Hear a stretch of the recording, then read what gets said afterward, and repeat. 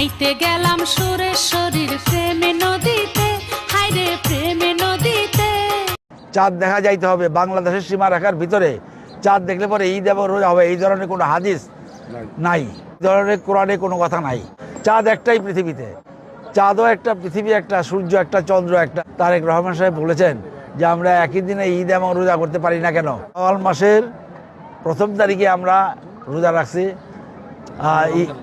রমজানে, এবং শাওয়াল মাসের 1 তারিখ আজকে আমরা ঈদ করতেছি। এটা এই সেন্সে বলতেছি, সারা পৃথিবীতে তো আজকে ঈদ উদযাপিত হচ্ছে, আপনারা জানেন, মিডিয়ার খবর সকলের কাছে আছে। তবে বাংলাদেশে, এবং বাংলাদেশের সব জায়গায় না, বাংলাদেশে অনেক জায়গায় আজকে ঈদ হইতেছে। পাকিস্তানে এবং ভারতে কিছু জায়গায় আজকে ঈদ হচ্ছে, তারা চাঁদ দেখার ভিত্তিতে গেছে। চাঁদ দেখার ভিত্তিতে ভৌগোলিক সীমারেখার ভিতরে চাঁদ দেখা যাইতে হবে বাংলাদেশের সীমারেখার ভিতরে। চাঁদ দেখলে পরে ঈদ এবং রোজা হবে, এই ধরনের কোনো হাদিস নাই, এই ধরনের কোরআনে কোনো কথা নাই যে প্রত্যেক দেশেই চাঁদ দেখতে হবে, প্রত্যেক দেশেই চাঁদ দেখতে হবে এবং রোজা থাকতে হবে, ঈদ করতে হবে সেই দিন। চাঁদ একটাই পৃথিবীতে, চাঁদও একটা, পৃথিবী একটা, সূর্য একটা, চন্দ্র একটা। সুতরাং সেই হিসাব আমরা বিশ্বের সাথে মিলে যাব, যেটা কিছুদিন আগে তারেক রহমান সাহেব বলেছেন যে আমরা একই দিনে ঈদ এবং রোজা করতে পারি না কেন, সারা বিশ্বের সাথে হয় না কেন। এটা আগামীতে হবে ইনশাল্লাহ, আপনারা দেখবেন। আমি যদি দেখে না যেতে পারি, আর দেখবো ইনশাল্লাহ আগামীতে আমরা সারা বিশ্বের, শুধু বাংলাদেশের নয়, সারা বিশ্বের একই সাথে ঈদ এবং রোজা পালন করতেছি। তবে হাদিস, আমি তো আবার বলতেছি, হাদিসে এরকম কোনো কথা নাই যে বাংলাদেশে বসেই চাঁদ দেখতে হবে এবং তাইলে আমরা ঈদ করতে পারবো না, এই ধরনের হাদিসগুলো নাই। এটা যারা বলে এই ফতুয়া মিথ্যা, এই ফতুয়া ভুল। কেননা চাঁদ তো একটা দেশে আছে। আবার একটা হাদিস আছে, একজন মুসলমান যদি চাঁদ দেখে, 2 জনে যদি সাক্ষী দেয়, তাহলে ঈদ করা এবং রোজা থাকা। আপনারা দেখবেন আগামীতে ইনশাল্লাহ সারা বাংলাদেশে আমরা একসাথে ঈদ করবো, রোজা থাকবো। আসলে আমাদের এই কত ভক্ত আছে এইভাবে স্পেসিফিকভাবে বলা যায় না। অসংখ্য ভক্ত আছে সারা বাংলাদেশে আমাদের লক্ষ লক্ষ ভক্ত আশিক আছে। হযরত মাওলানা জান শরীফ শাহ রহমতুল্লাহ আলাইহে, তিনি 1326 সালে পর্দা গ্রহণ করেন। তো তারপর থেকে এবং তেনার সময় থেকে তারপর থেকে এই ক্রমেই দরবার শরীফের ভক্ত অনুরাগের সংখ্যাটা ক্রমবর্ধমান। এই জন্য নির্দিষ্ট করে বলা যাচ্ছে না যে কত ভক্ত আছে।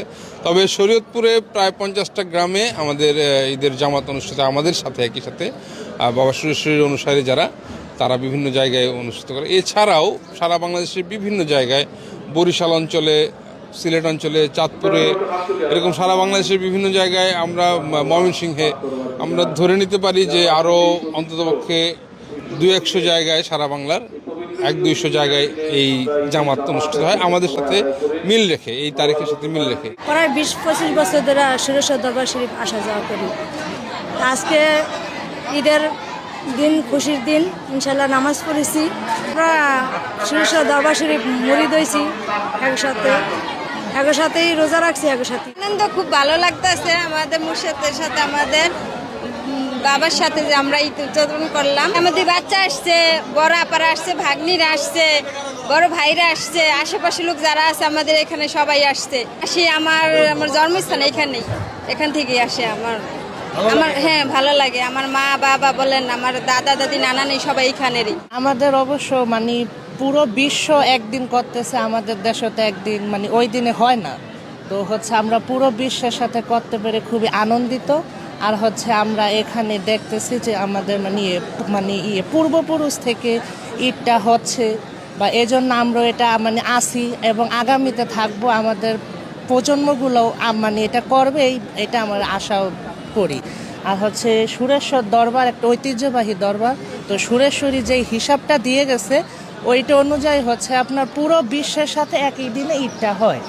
তো আমাদের দেশ, পাক ভারত উপমহাদেশে কি জন্য একদিন পরে করে, এটা আসলে আমি জানি না। আমার এটা আমার মাথায় এটা হয় না, কি জন্য তারা করে। এখন তো উন্নত বিশ্ব, তো চাঁদ দেখা না গেলেও তো দেখার বিভিন্ন কিছু আছে, কৌশল আছে, তারা সেটা অবলম্বন করে না। ভালো, অনেক শান্তি লাগতেছে। আপনাদের কাছে তো নিশ্চয়ই ভালো লাগতেছে। এরা সুরেশ্বরী বাবার অনুসারী, আমাদের ভক্ত না, তো ভক্ত হলো বাবা সুরেশ্বরী কেবলার। আমরা তার সিলসিলা পালন করতেছি। প্রতি বছর এইভাবে আসে এবং দিন দিন দেখতেছি লোকজন বাড়তেছে, এটা আমাদের শান্তি। আর এখন তো বাংলাদেশের বহু জায়গায় হয়, এটা তো আপনারা দেখছেন, শুধু আমাদের এখানে না, বাংলাদেশের অনেক জায়গায় হয়। এই হিসাবটা আমার সুরেশ্বরী বাবা বলে গেছেন যে তোমরা এইভাবে করো, তাহলে ঠিক মানে ঈদের দিনটাই পাইবা, ওই হিসাবটা আমরা করি তার হিসাব মতো আর কি। তো এখন যাই হোক, হয়তো মতভেদ তো আছেই, অনেকে করে না, না করে সেটা তাদের খুশি, আমাদের বলার কিছু নাই। আমরা এটা বিশ্বাস করি, আমরা এইভাবে করি। সকলের প্রতি দোয়া করি, আমাদেরকে সকলে দোয়া করবেন, সবার জন্য দোয়া করি, সবার জন্য ঈদ মোবারক।